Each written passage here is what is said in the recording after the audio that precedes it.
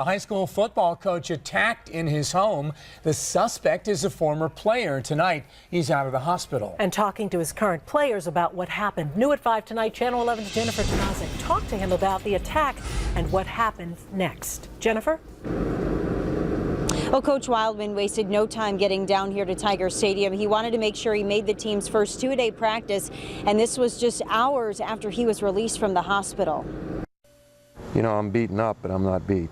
His wounds still visible, Sharon High School football coach Jim Wildman was still offering up inspiration and watching players at practice less than a day after he was beaten in his home, police say, by a former player. Knock at the door, and of course it's like, who's knocking at the door on a Sunday afternoon? And well, he wasn't knocking. Instead, Sharon police say 38-year-old Joseph Kaczynski kicked in Wildman's door, choked the coach, bit his ear and face, and made threats to hurt him even more. Two members of the Lyman family who are neighbors saw Kaczynski break in, and an off-duty Sharon police officer was nearby. You know, the two Lamons wrestled him off of me, and then Jerry came down and the police arrived. It was very fortunate that they were so close and in the area, and they ran to help. Sharon Police Chief Michael Menster says the off-duty officer held the suspect until police arrived. Coach Wildman was taken to Presby in Pittsburgh. And I have no structural damage. My throat hurts, my head hurts, black eye obviously. Despite the beating, Coach Wildman talked to his players before afternoon practice and sat in on a few plays. It's who I am. It's what I do. Now, at last check, Kaczynski was still in the hospital, and police do expect to charge him as soon as he's out with a number of things, including aggravated assault. At this point, police nor the coach know what the motive was for this attack. Coming up tonight at 6, I'll let you know what the coach remembers about this former player.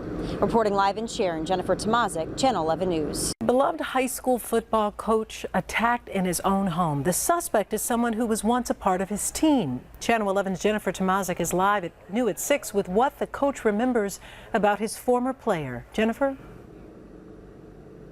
Well, Coach Jim Wildman is returning here to the football field this year. He retired a few years ago, but the school district just brought him back. And tonight we are learning more about the relationship that he had with his former player and what he remembers about the man police say came to his house and attacked him. Good turnout. We're undefeated right now. Nothing to worry about yet. Sharon High School football coach Jim Wildman has coached many players on this field in his 25 years with the Tigers. And he's been racking his brain to figure out why former player Joseph Kaczynski broke into his home and attacked him yesterday afternoon. I know nothing about the motivation or anything whatsoever. In fact, Wildman says he doesn't remember coaching the 38-year-old years ago. At the door, I didn't know him any differently than I know you people. Coach Wildman is nursing ear and face wounds from when police say Kaczynski choked and bit him. Two neighbors broke up the fight and an off-duty Sharon police officer arrested Kaczynski. So far, police do not have a motive for the attack, and Police Chief Michael Menster says well-known community members aren't often targeted in Sharon. I think he was very well regarded and respected by his players and the students and the faculty and the people in the community. And in that spirit, Coach Wildman made it a point to be at the football team's first two-a-day practice for a short time to give them a pep talk. I want to let them know that, I'm not the focus. We are, and get the task started to be accomplished.